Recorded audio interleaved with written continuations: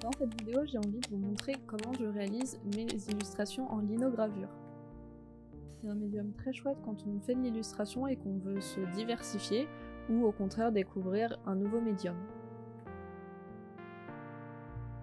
Avant de commencer à faire une lino, je fais toujours un croquis dans mon carnet pour savoir là où je vais devoir creuser et là où je vais devoir laisser des plans.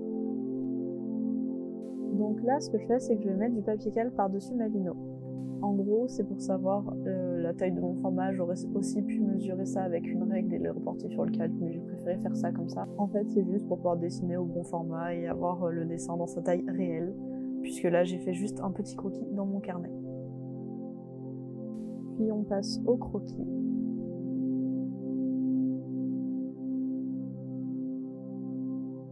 J'ai filmé toute cette étape parce que je l'ai faite, mais vous pouvez aussi directement dessiner sur votre plaque de lino. Et comme j'étais pas exactement sûre du motif et que je voulais pas me louper, j'ai préféré utiliser un calque.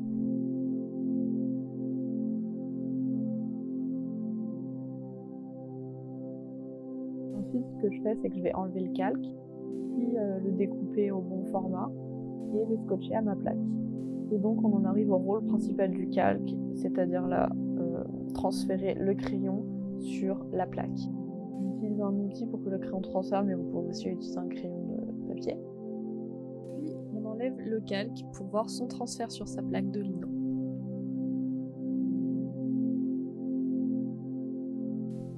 Là, ça s'appelle des gouges, donc c'est ce qui va nous servir à creuser la matière. Et c'est enfin parti pour l'étape gravure.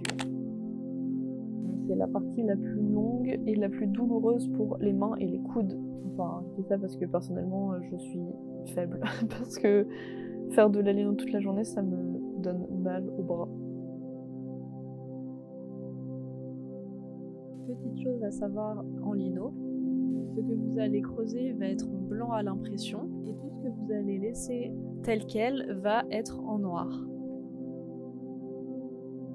Donc là, je vais utiliser une gouge plus grosse pour pouvoir faire les aplats.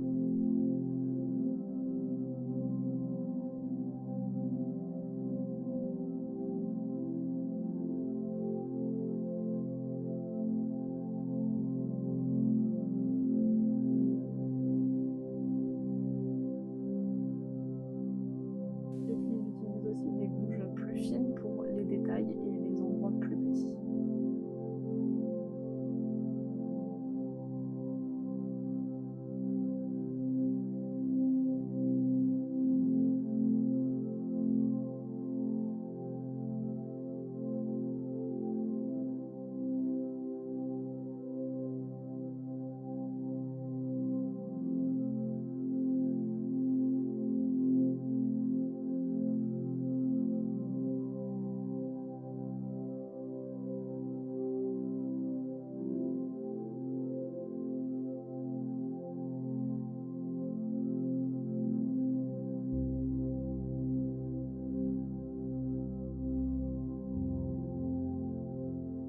Une fois la gravure terminée, on va venir ancrer avec de l'encre spéciale lino. Cette encre, vous allez venir la déposer sur un support. Moi j'utilise une plaque de plexi, mais vous pouvez utiliser n'importe quel support qui ne va pas absorber l'encre, donc par exemple une pochette plastique.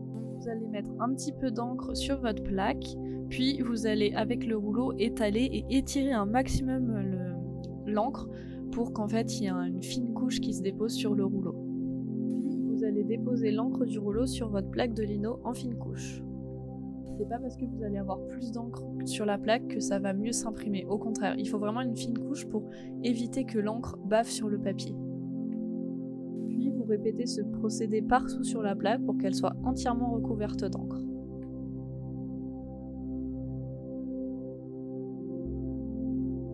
Une fois que tout est bien ancré, on passe à l'étape impression. Donc je vais déposer une feuille par-dessus ma plaque bien ancrée. Si on est professionnel, on a une presse pour bien imprimer, mais bon, j'en ai pas, ça coûte cher. Du coup, j'utilise les moyens du bord, donc j'utilise un espèce de bout de bois, mes mains. On peut aussi utiliser une cuillère. Enfin, l'important c'est que l'encre se dépose bien sur la feuille, donc il faut bien appuyer partout. Et voici le moment satisfaisant où on découvre enfin sa création. L'essence même de faire de la linogravure, c'est qu'on peut faire des séries d'illustrations, et donc là, il vous suffit juste de réancrer votre plaque et de réimprimer autant de fois que vous voulez pour avoir le même dessin. Et donc voilà pour le résultat. En tout cas, je trouve que la linogravure, c'est un médium super cool quand on fait de l'illustration et qu'on veut un peu se diversifier dans son travail. Ça a un peu un effet méditatif quand on en fait, et puis c'est super cool de pouvoir reproduire à l'infini ces illustrations. En tout cas, j'espère que la vidéo vous a plu et que j'ai été assez claire dans mes explications.